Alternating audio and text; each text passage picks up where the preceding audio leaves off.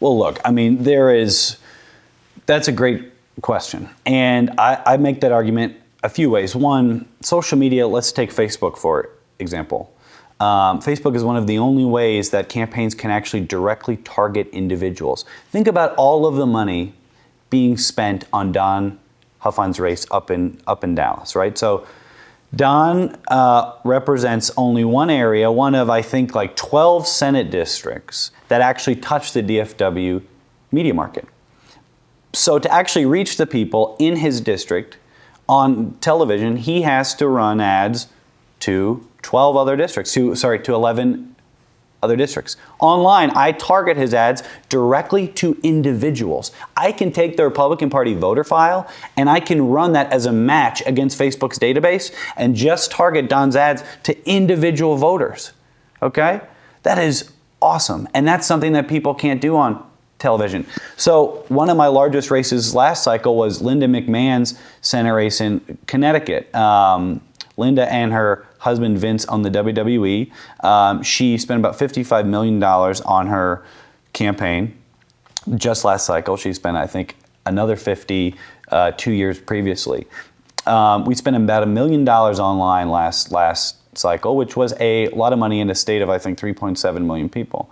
But she spent tens and tens of millions of dollars on the New York media market, where only 1 out of 10 dollars that she spent was actually going into Connecticut. Just think of that money being wasted. Now, she had to do it because Fairfield County, which is the county in Connecticut that's in the New York media market, represented about half of the vote. So she had to do it. But just think of all of that money being spent just going out the window. It's like opening the campaign office window and throwing out money. That's exactly what is going on. But online, there's no waste. There's no waste. And the other thing about online that I don't like to bring up a lot because people always hold this metric is the thing of online fundraising. You can raise a lot of money online. My 2 clients last cycle that raised a lot of money, one was Alan West, who was a congressman from the Palm Beach area in Florida, and the other was Senator Cruz. Congressman West raised $3 million online. Most of that money came nationally. If you can nationalize these races, you can raise a lot of money online. Think of Sharon Angle, who ran against Harry Reid.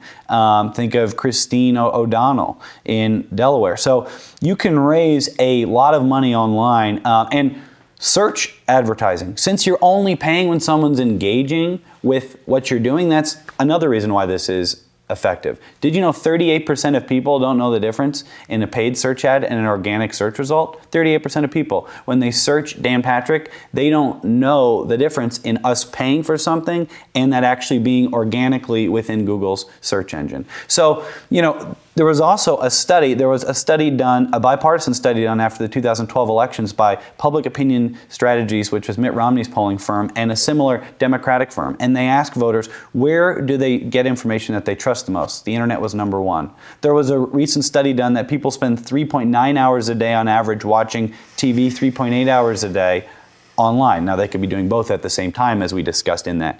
Without a doubt, the internet is going to surpass television here in terms of media consumption very, very soon. So, a lot of people ask this question, how do we know that it works? We know that it works because every day we are gaining emails, we are raising money, and we are reaching voters that are seeking information. Every day I can see on the back end, Dewhurst, let's say, in the 2012 race against Senator Cruz. Dewhurst, his one attack on us was this Chinese tire attack. He said that Senator Cruz, as a lawyer, defended the country of China against an American patent owner.